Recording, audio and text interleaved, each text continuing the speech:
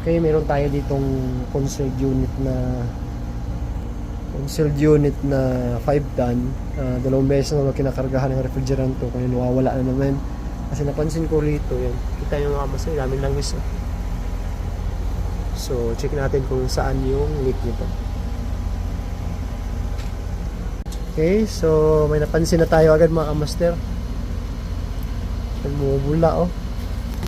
Nakikita yung mga kamaster yung bumubula. Okay. Yan, nakita yung mga kamaster bumubula oh. Yan.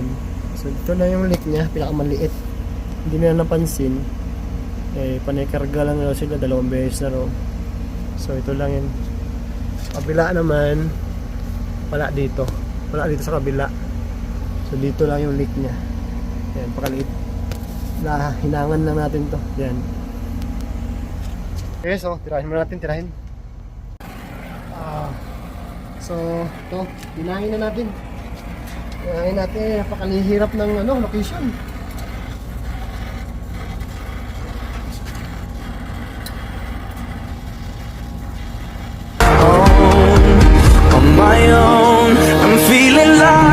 Tandaan mo, lahat ng tao magdududa sa kakayanan mo. Walang maniniwala sa pangarap mo, kundi ikaw. Kaya lahat ng mga nagdududa sa'yo, gamitin mong lakas para bumangon ka sa araw-araw. Pakitaan mo sila, pakitaan mo kami.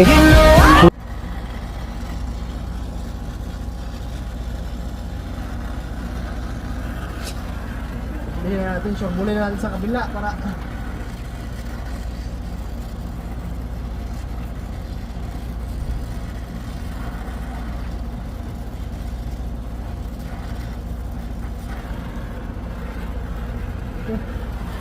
so, pero sis naman. Okay, so yan mga kamaster, yan lang hininang natin. Sinugurado na rin natin yung kabila, hininang na rin para sure ball. So, leak test tayo, leak test. So, kinargahan natin yung system ng 200 PSI mga kamaster. Tapos, leak test na natin to. Ayan. Yan, makita yung mga kamaster, wala nang bula. Oh. Wala nang bubbles. Ayan. Goods na yan. Sa kabila, ganun din, wala na. Okay.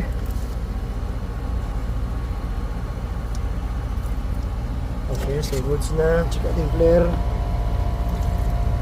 Goods na rin to. So, goods na. So, after natin vacuum, kargahan ng refrigerant.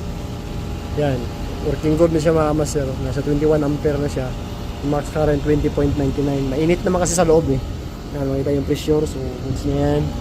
Mandang yung fan motor. Ayan, nakarawi siya.